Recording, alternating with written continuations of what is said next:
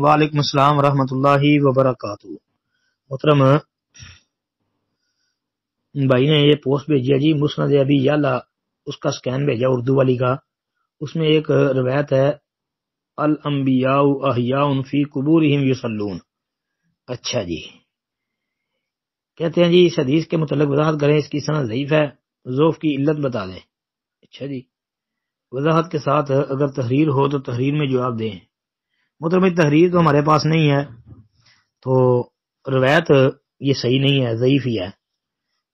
اگرچہ بعض علماء نے اس کو ضعیف جمع ضعیف حسن بنایا ہے، لیکن صحیح بات راجح بات یہی ہے کہ یہ روایت سندن صحیح نہیں ہے جی۔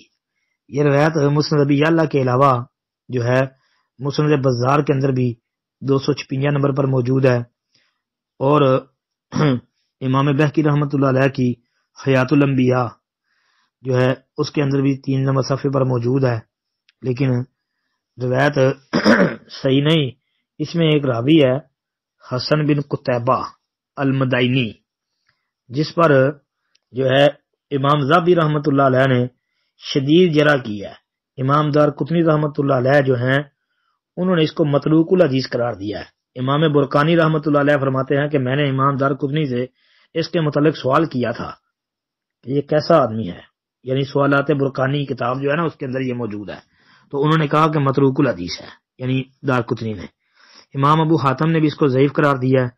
امام ازدی خود ضعیف آدمی ہے، لیکن ازدی بذات خود ضعیف ہے، اس نے بھی اس کے اوپر جرح کیا ہے۔ اور امام عقیلی رحمۃ اللہ علیہ وہ فرماتے ہیں کہ یہ کثیر الوہم۔